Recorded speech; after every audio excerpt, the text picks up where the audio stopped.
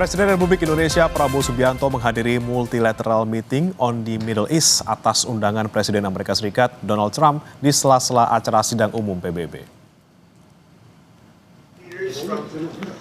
Pertemuan digelar terbatas di ruang konsultasi Dewan Keamanan PBB New York pada Selasa waktu setempat. Trump mengundang negara-negara yang dipandang memiliki pengaruh besar dan kontribusi nyata bagi upaya perdamaian kawasan di Timur Tengah, di antaranya Indonesia. Membuka rapat, Trump menegaskan tekadnya untuk segera menghentikan konflik dan memastikan pembebasan sandera di Gaza.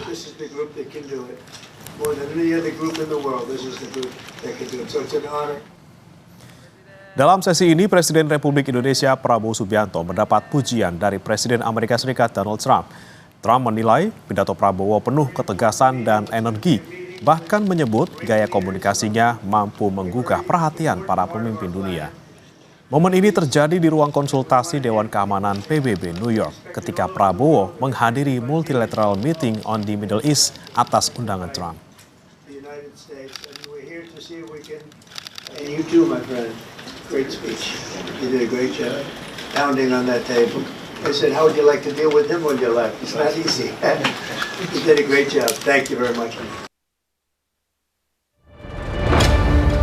Indonesia is prepared to deploy 20,000 or even more of our sons and daughters to help secure peace in Gaza.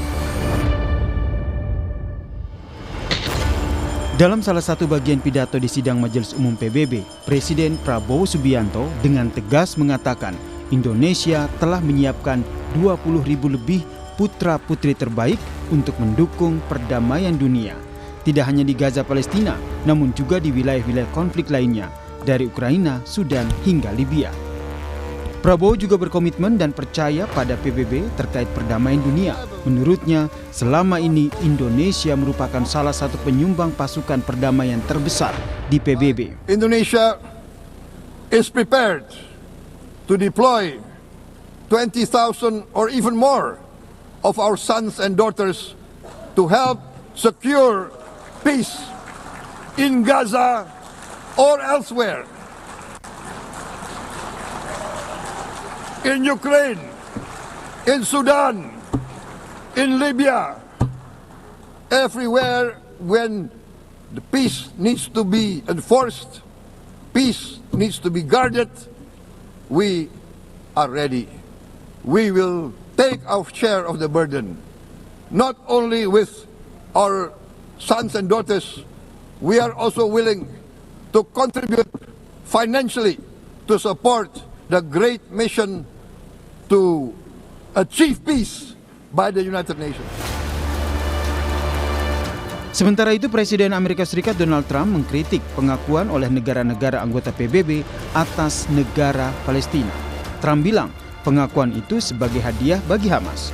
Kecaman Trump muncul setelah 10 negara termasuk sekutu Amerika yaitu Inggris dan Prancis yang menyatakan pengakuannya terhadap negara Palestina di sidang umum ke-80 PBB ini.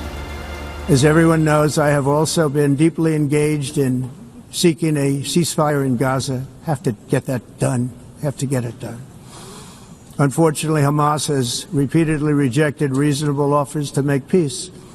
We can't forget October 7th, can we? Now, as if to encourage continued conflict, some of this body is seeking to unilaterally recognize a Palestinian state. The rewards would be too great for Hamas terrorists for their atrocities. This would be a reward for these horrible atrocities, including October 7th, even while they refuse to release the hostages or accept a ceasefire. Selain Indonesia, sejumlah negara Eropa kini berdiri mengakui Palestina. Presiden Prancis Emmanuel Macron resmi menyatakan Prancis mengakui Palestina sebagai negara. Sehari sebelumnya, di tengah persiapan sidang umum PBB di New York, Inggris juga resmi mengakui Palestina, disusul Kanada dan juga Australia. Saat ini lebih dari 150 dari 193 negara anggota PBB telah resmi mengakui kedaulatan Palestina. Jumlah ini mencakup 81% anggota PBB.